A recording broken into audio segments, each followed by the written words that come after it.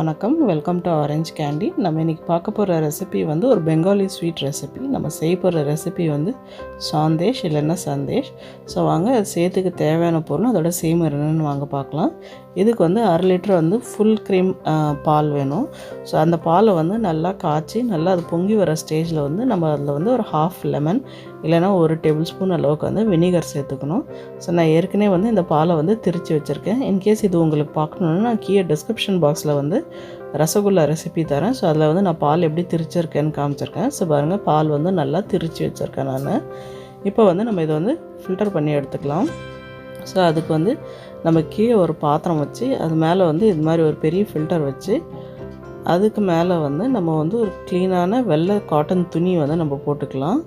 இப்போ நம்ம திரித்து வச்சிருக்க பாலை போட்டு இதில் வடிகட்டி எடுத்துக்கலாம். இப்போ வடிகட்டினதுக்கப்புறம் நம்ம அது மேலே வந்து 1 கப் அளவுக்கு வந்து குடிக்கிற தண்ணி போட்டு நல்லா வந்து நம்ம செனாவை அலசிக்கலாம். ஏன்னா நம்ம வந்து லெமன் யூஸ் பண்ணியிருக்கோம் பால் திரிக்கிறதுக்கு. ஸோ அந்த லெமனோட புளிப்பு எல்லாமே இந்த தண்ணி மூலமாக இறங்கிடும். நம்ம செனாவில் அந்த புளிப்பு இருக்காது. ஸோ இது வந்து நல்லா நம்ம செனாவை ரின்ஸ் பண்ணிக்கலாம்.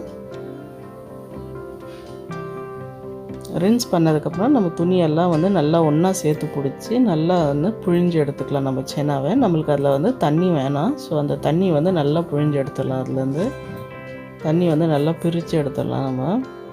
ஸோ இந்த தண்ணி நம்மளுக்கு வேண்டாம், நம்ம இதை வந்து டிஸ்கார்ட் பண்ணிடலாம் நம்ம இப்போ. ஸோ நம்மளுக்கு தேவையான பொருள் வந்து இந்த செனா தான். ஸோ வாங்க இது வந்து ஒரு மிக்சிங் பவுலில் வந்து நம்ம ட்ரான்ஸ்ஃபர் பண்ணிடலாம். இப்போ வந்து நல்லா கையை வச்சு நல்லா வந்து ஒரு 5 நிமிஷம் வந்து நம்ம நல்லா வந்து பிசைஞ்சிக்கலாம். இது வந்து நல்லா ஸ்மூத்தாக ஆகணும். இது பார்க்குறதுக்கு இப்போ வந்து கொஞ்சம் ஸ்லைட்டாக குறனையாக இருக்குது. அதெல்லாம் எதுவுமே இல்லாமல் நல்லா வந்து ஸ்மூத் பேஸ்ட் ஆகிற வரைக்கும் நம்ம கையால் வந்து நல்லா அமுத்தி மசித்து இது வந்து பிளெண்ட் பண்ணிக்கணும் நம்ம. இப்போ பாருங்கள், நம்ம சேனா வந்து நல்லா மசிச்சாச்சு நம்ம கையால். நல்லா ஸ்மூத்தாக ஆகிடுச்சு சேனா.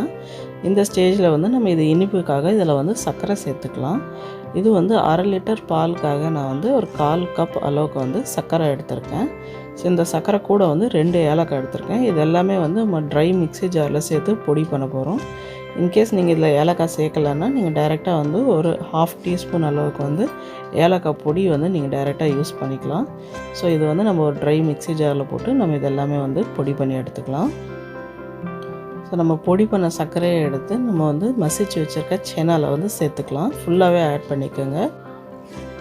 ஆட் பண்ணிட்டு இது வந்து நல்லா செனாவும் சர்க்கரையும் சேர்த்து நல்லா கையால் பிளெண்ட் பண்ணி விடுங்க. நல்லா மிக்ஸ் ஆகணும். நம்ம மிக்ஸ் பண்ணதுக்கப்புறமா நெக்ஸ்ட் ஸ்டெப்பு வந்து ஒரு பிளெயின் கடாய், அதில் எதுவுமே விடலை, ட்ரை பிளெயின் கடாயில் வந்து நம்ம மிக்ஸ் பண்ணி வச்சுருக்க சேனா சர்க்கரை கலவையும் சேர்த்துக்கலாம். நம்ம தண்ணி வந்து நல்லா வத்துற அளவுக்கு நல்லா வந்து அதை வதக்கிக்கோங்க. லோ ஃப்ளேம் வந்து லோவாகவே வச்சுருக்கேங்க. இது வந்து இந்த மாதிரி நல்லா ஸ்ப்ரெட் பண்ணி நல்லா அதில் இருக்கிற தண்ணி வந்து வத்துற அளவுக்கு வந்து லோ ஃப்ளேமில் வச்சு ஒரு 5 நிமிஷம் வந்து நல்லா வந்து அதை வதக்கிக்கோங்க. நல்லா வந்து அதில் இருக்கிற வாட்டர் கண்டென்ட் வந்து ட்ரை ஆகணும். இப்போ பாருங்கள், ஒரு 5 மினிட்ஸ் ஆகிடுச்சு.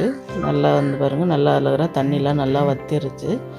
ஸோ இது வந்து இந்த ஸ்டேஜில் வந்து கேஸ் ஆஃப் பண்ணிவிடுங்க. நம்ம சேனா வந்து கொஞ்சம் நேரம் ஆற விட்டுடலாம் நம்ம. இப்போ கொஞ்சம் ஆறுனதுக்கப்புறம் சூடு ஆனதுக்கப்புறம் நம்ம கையில் வந்து இது வந்து சேனாவை திருப்பியும் மறுபடியும் வந்து நல்லா ஸ்மூத்தாக வந்து மிக்ஸ் பண்ணிக்கலாம்.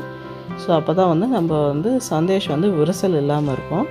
ஸோ இது வந்து நல்லா ஸ்மூத்தாக மிக்ஸ் பண்ணி கெட்டியாக ஒரு மாவு மாதிரி பிசைஞ்சதுக்கப்புறம் நம்ம சின்ன சின்ன உருண்டைங்களாம் பிடிச்சிக்கலாம். அதை உருண்டை மாதிரி பிடிச்சதுக்கப்புறம் கையில் வச்சு ஜென்டில் ப்ரெஷர் கொடுத்துட்டு சென்டரில் வந்து ஒரு குழி மாதிரி பண்ணிவிடுங்க.